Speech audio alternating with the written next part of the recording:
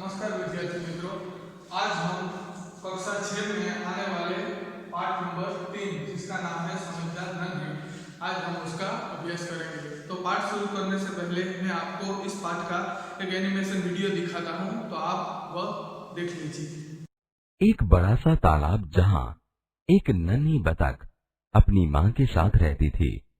उसी तालाब के किनारे एक बिच्छू भी रहता था और तालाब के पास दलदल भी था। एक दिन नन्ही बतख तट पर आई तो उसने देखा कि एक बिच्छू दलदल में फंसा है। बहन, मुझे बचा लो। नन्ही को उस पर दया आ गई। उसने बिच्छू को दलदल से उठाकर सूखे स्थान पर रख दिया। बिच्छू को शैतानी सूझी। उसने नन्ही को डंक मार दिया। नन्ही पीड़ा से तड़प उठी। क्यों भाई, तुमने मुझे डंक क्यों मारा? क्या करूं? डंक मारना मेरा स्वभाव है। तुम यह गंदी आदत छोड़ दो, नहीं तो कोई मुसीबत में तुम्हारी रक्षा नहीं करेगा। बिच्छू उसकी बात अनसुनी कर आगे बढ़ गया। नन्ही अपनी माँ के पास नदी में चली गई। नन्ही बेटी, तुम कहाँ रह गई थी? माँ, एक बिच्छू दलदल में फंस गया था, उसे बचाने में देर हो गई। बेटी, यह तुमने बहुत अच्छा काम किया है। लेकिन बदले में उसने मुझे डंक मार दिया। बिच्छू अपनी गंदी आदत का गुलाम है। तुम उसे चाहे कितनी बार बचाओ, वह बार बार डंक मारता रहेगा। माँ, मैं उसकी गंदी आदत छुड़ाकर रहूंगी। कुछ दिन बाद बिच्छू के प्राण पुनः संकट में पड़ गए। इस बार वह पानी की धारा में जा गिरा और डूबने उतराने लगा। मौत सामने देखकर बिच्छू को नन्ही की याद आई। वह नन्ही को पुकारने लगा। नन्ही, नन्ही, नन्ही। नन्ही ने उसकी करुण पुकार सुन ली। वह झपटकर बिच्छू के पास आ गई। अब मैं इस गंदे स्वभाव वाले बिच्छू को नहीं बचाऊंगी। बहन, मुझ पर दया करो। नन्ही का मन डोल गया। हो सकता है इसने अपनी गंदी आदत छोड़ दी हो। नन्ही ने बिच्छू को दोबारा जीवन दान दिया। बिच्छू ने अपने स्वभाव के अनुसार उसे डंक मारने के लिए आगे बढ़ा। नन्ही उसका इरादा समझ गई। बिच्छू भाई, ठिठक क्यों गए? डंक मारो। बिच्छू शर्म से पानी पानी हो गया। बहन, एक बात बताओ, मैंने सदा तुम्हारे साथ विश्वासघात किया, फिर भी तुमने मेरे साथ भलाई ही की। ऐसा क्यों? भलाई करना मेरा स्वभाव है। मैं तुमसे बदला लेने के लिए अपनी अच्छी आदत क्यों छोड़ दूं? मेरा काम बचाना है। मैं मुसीबत में पड़े को बार बार बचाती रहूंगी। तुम्हारा काम डंक मारना है, तुम मारते रहो। देखती हूँ कौन जीतता है। नन्ही बहन, आज तुम जीत गई। मैं वचन देता हूँ, अब मैं किसी निर्दोष जीव को डंक नहीं मारूंगा। नन्ही खुश होकर नदी में चल दी।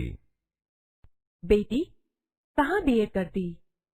नन्ही ने पूरी घटना बता दी। प्यारी समझदार नन्ही, भले लोग अपनी बार बार की भलाई से इसी तरह बुरे लोगों को भला बनने की राह दिखाते हैं। नन्ही प्रसन्न होकर थिरकने लगी। बोध, इस कहानी से हमें ये सीख मिलती है कि अच्छे लोग अपनी बार बार की भलाई से इसी तरह बुरे लोगों को भला बनाने की राह दिखाते रहते हैं। शंकर सुल्तानपुरी। इस कहानी में व्यक्ति को किसी भी परिस्थिति में भलाई करने का अपना स्वभाव नहीं छोड़ना चाहिए। चाहे हमारे सामने कोई भी परिस्थिति हो, हमें दूसरों की भलाई करना नहीं छोड़ना चाहिए। यह बात प्रस्तुत की गई है। हमारे समाज में कुछ लोगों का स्वभाव बुरा हो सकता है, लेकिन हमें अपना स्वभाव नहीं छोड़ना चाहिए। हमारे समाज में कई लोगों का स्वभाव बुरा हो सकता है, पर उन लोगों के कारण हमें बुरा बनना नहीं चाहिए। हमें हमारे अंदर की अच्छाई है उनको बनाए रखना चाहिए। चलिए अब हम पाठ में आगे बढ़ते हैं। नन्ही बतख तट पर आई तो उसने देखा कि एक बिच्छू दलदल में फंसा है। एक नन्ही बतख है, वह तालाब के किनारे आई तो उसने क्या देखा कि एक बिच्छू बिच्छू है वह दलदल में फंसा हुआ है। दलदल यानी कि गीली मिट्टी का एक गड्ढा, बड़ा सा गीली मिट्टी का गड्ढा होता है। अगर हम उसमें पैर रखते हैं तो अंदर घुसते चले जाते हैं, उसे दलदल कहते हैं। बिच्छू ने नन्ही से प्रार्थना की, बहन मुझे बचा लो। नन्ही को उस पर दया आ गई। उसने बिच्छू को दलदल से उठाकर सूखे स्थान पर रख दिया। वह बिच्छू ने नन्ही जो बतख है उसको आवाज लगाई, क्या बोला कि बहन मुझे बचा लो।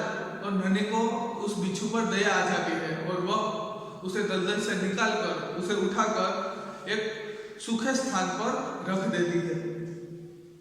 बिच्छू को शैतानी सूझी, उसने नन्ही को डंक मार दिया। नन्ही ने बिच्छू को बचाया, उसको सूखे स्थान पर रख दिया, पर बाद में बिच्छू को शैतानी सूझी और उसने नन्ही को डंक मार दिया। नन्ही पीड़ा से तड़प उठी।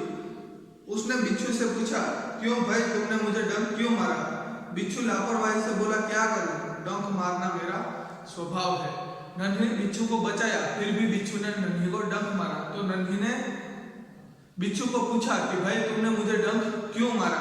तो बिच्छू क्या बोलता है लापरवाही से कि डंक मारना मेरा स्वभाव है, मैं उसे छोड़ नहीं सकता।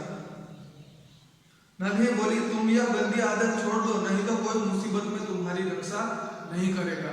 नन्ही उसे बताती है कि तुम यह डंक मारने की गंदी आदत छोड़ दो, नहीं तो अगर तुम कल को कोई बड़ी मुसीबत में फंस गए तो भी कोई तुम्हारी मदद नहीं करेगा। बिच्छू उसकी बात अनसुनी कर आगे बढ़ गया। नन्ही अपनी माँ के पास नदी में चली गई। माँ ने पूछा, नन्ही बेटी तुम क्या कर रही थी? बिच्छू है वह नन्ही की बात को अनसुनी कर देता है, उसकी बात को नहीं सुनता और वहां से चला जाता है। और नन्ही वापस तालाब में अपनी माँ के पास जाती है तो नन्ही की माँ उससे पूछती है कि बेटी तुम क्या कर रही थी? नन्ही बोली, माँ एक बिच्छू दलदल में फंस गया था, उसे बचाने में देर हो गई।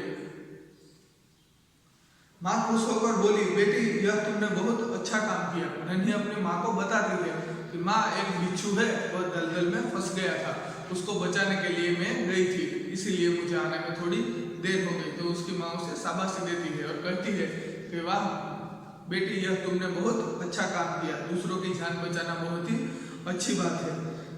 नन्ही बोली, लेकिन बदले में उसने मुझे डंक मार दिया। नन्ही उसकी माँ को बताती है कि मैंने बिच्छू को बचाया, फिर भी उसने मुझे डंक मार दिया। माँ बोली, बिच्छू अपनी गंदी आदत का गुलाम है, तुम उसे चाहे कितनी बार बचाओ वह बार बार डंक मारता रहेगा। नन्ही बोली, माँ मैं उसकी गंदी आदत छुड़वा कर रहूंगी।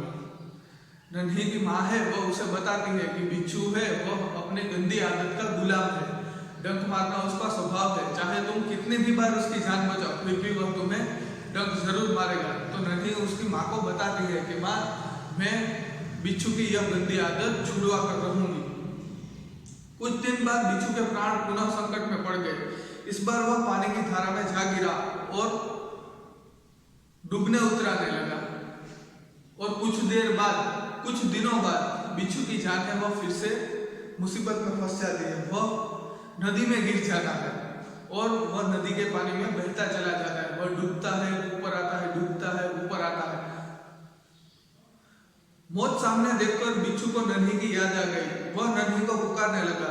नन्ही ने उसकी करुण पुकार सुन ली और मुसीबत में फंसने के कारण बिच्छू को नन्ही की याद आती है। और नन्ही की याद आते ही वह नन्ही को जोर जोर से पुकारने लगता है। नन्ही को उसकी आवाज सुनाई दे जाती है। वह झपक कर बिच्छू के पास आ गई। सहसा ही उसके मन में विचार आया, अब मैं इस गंदे स्वभाव वाले बिच्छू को नहीं बचाऊंगी। और वह बिच्छू के पास जाती है और उसके मन में एक विचार आता है कि अगर मैं इसको बचाऊंगी तो फिर से ये मुझे डंक मारेगा, इसलिए मैं अब की बार इस गंदी आदत वाले बिच्छू को नहीं बचाऊंगी। बिच्छू गिड़गिड़ाने लगा, बहन मुझ पर दया करो। नन्ही का मन डोल गया। उसने सोचा हो सकता है इसने अपनी गंदी आदत छोड़ दी हो। और बिच्छू है वह नन्ही के सामने गिड़गिड़ाने लगता है और कहता है कि बहन मुझे बचा लो। और नन्ही को भी उस पर दया आ जाती है। वह फिर से उस बिच्छू को बचा लेती है। नन्ही ने बिच्छू को दोबारा जीवन दान दिया। बिच्छू अपने स्वभाव के अनुसार उसे डंक मारने के लिए आगे बढ़ा नन्ही उसका इरादा समझ गई। वह मुस्कुरा कर बोली, बिच्छू भाई ठिठक क्यों गए, डंक मारो। नन्ही ने बिच्छू को बचाया, फिर भी बिच्छू अपनी गंदी आदत के कारण नन्ही को डंक मारने के लिए आगे जाता है। नन्ही को पता था कि अब बिच्छू है वह डंक मारने जरूर आएगा, तो वह उस बात को जानती थी। तो वह बिच्छू के सामने देखकर बोलती है कि बिच्छू भाई रुक क्यों गए, मारना है तो डंक मार दो। बिच्छू शर्म से पानी पानी हो गया। वह खिसिया कर बोला, बहन एक बात बताओ, मैंने सदा तुम्हारे साथ विश्वासघात किया, फिर भी तुमने मेरे साथ भलाई ही की, ऐसा क्यों। बिच्छू है वह शर्म के मारे नन्ही के साथ नजर नहीं मिला पाता और नन्ही को पूछता है कि बहन मैंने हमेशा तुम्हारे साथ विश्वासघात किया, तुमने मुझे 2 बार बचाया, फिर भी मैं तुम्हें दोबारा डंक मारने आ गया, तो मैंने तो तुम्हारे साथ बुरा किया, फिर भी तुमने मेरे साथ भला क्यों किया, तुमने मेरी भलाई क्यों की, तुमने मुझे क्यों बचाया। नन्ही बोली, भलाई करना मेरा स्वभाव है, मैं तुमसे बदला लेने के लिए अपनी आदत क्यों छोड़ दूं। जैसे बिच्छू का स्वभाव है कि वह उसके साथ कोई कैसा भी अच्छा व्यवहार करे फिर भी वह डंक मारता है, तो नन्ही बोलती है कि मेरा स्वभाव है दूसरों को बचाना, दूसरों की भलाई करना, मैं तुमसे बदला लेने के लिए अपना स्वभाव क्यों छोड़ूं। जैसे तुम अपना स्वभाव नहीं छोड़ सकते, वैसे मैं भी अच्छाई करने का अपना स्वभाव नहीं छोड़ सकती। मेरा काम बचाना है, मैं मुसीबत में पड़े को बार बार बचाती रहूंगी, तुम्हारा काम डंक मारना है, तुम मारते रहो, देखती हूँ कौन जीतता है। मेरा काम है मुसीबत में पड़े हुए सभी को बचाना, मैं सभी को बचाती रहूंगी, तुम्हारा काम है सबको डंक मारना, तो तुम डंक मारो, देखते हैं आखिर में कौन जीतता है, तुम्हारी बुराई जीतती है या मेरी अच्छाई जीतती है। बिच्छू पछतावे से भर गया, बोला, नन्ही बहन आज तुम जीत गई, मैं वचन देता हूँ कि अब मैं किसी निर्दोष जीव को डंक नहीं मारूंगा। और नन्ही की यह बात सुनकर बिच्छू को बहुत पछतावा होता है, वह मन ही मन में बहुत ही पछता रहा होता है।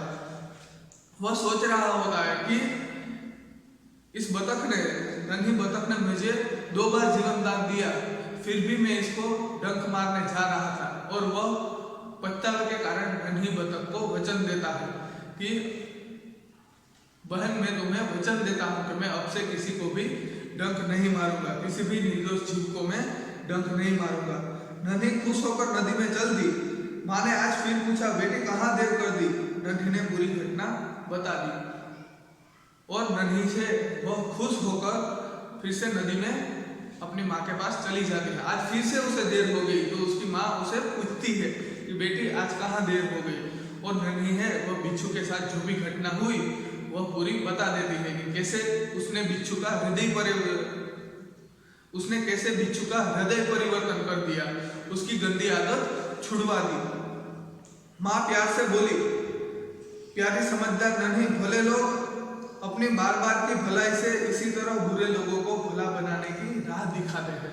उसकी माँ उसे कहती है कि भले लोग अपनी भलाई के कारण बुरे लोगों की बुराई हमेशा छुड़वा देते हैं और उसको भलाई के रास्ते पर चलना सिखा ही देते हैं।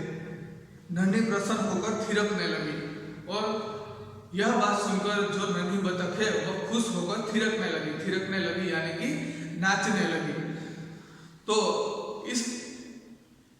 इस कहानी से हमें यह सीख मिलती है कि कोई भी हमारे साथ कितना भी बुरा करे, पर उस बुरे व्यक्ति के साथ हमें बदला लेने की भावना के कारण हमें अपना स्वभाव नहीं बदलना चाहिए। सामने वाला व्यक्ति चाहे कितना भी बुरा हो, चाहे वो उसने हमारे साथ कितना भी बुरा किया हो, और उसके साथ बदला लेने के लिए हमें अपना स्वभाव नहीं छोड़ना चाहिए। हमें अच्छाई है तो हमारी अच्छाई हमें बरकरार रखनी चाहिए, हमें दूसरों के साथ हमेशा भला करना चाहिए। किसी बुरे व्यक्ति के साथ बदला लेने के लिए हमें बुरा बनना नहीं चाहिए, हमें अपने अंदर की भलाई को हमेशा बनाए रखना चाहिए। एक दिन जरूर ऐसा आएगा कि उस बुरे व्यक्ति को अपने कर्मों पर पछतावा होगा और वह भी अच्छाई के राह पर चलेगा। तो यहाँ पर हमारी यह कहानी पूर्ण होती है। इस कहानी के लेखक है शंकर सुल्तानपुरी।